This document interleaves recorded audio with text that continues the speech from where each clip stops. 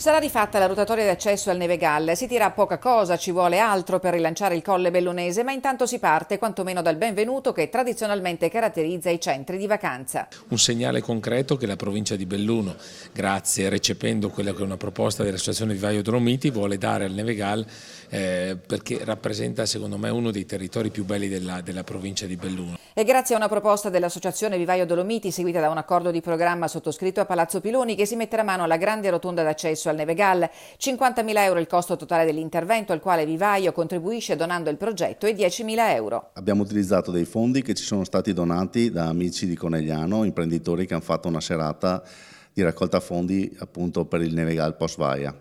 e messo insieme un po' di fondi della nostra associazione e collaborazione poi interna tra i vari cittadini, e quindi abbiamo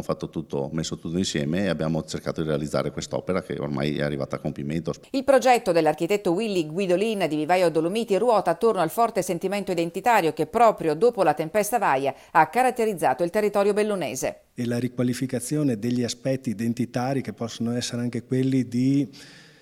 identificazione dei toponimi delle località, di identificazioni con quelli che sono gli aspetti morfologici legati al territorio, dell'avifauna, vegetativi e tutto, sono tutti elementi che sono stati inseriti dal punto di vista figurativo all'interno del progetto. Spazio dunque a illuminazione moderna, piantumazione delle essenze autoctone delle colle, ginestre e rododendri eriche e a 9 cavi in acciaio che rappresenteranno un albero stilizzato a rappresentare il bosco ferito da Vaia. Gli step successivi, rimozione dei segnali obsoleti e in futuro anche la rigenerazione del piazzale. Un piccolo segnale di rinascita che si spera foriero di risposte concrete per dare nuova vita al colle. Siamo convinti che il Nevegal possa veramente rappresentare un futuro importante anche in ottica mondiale, in ottica Olimpiadi, quindi è un patrimonio che non va e non potrà mai essere perso.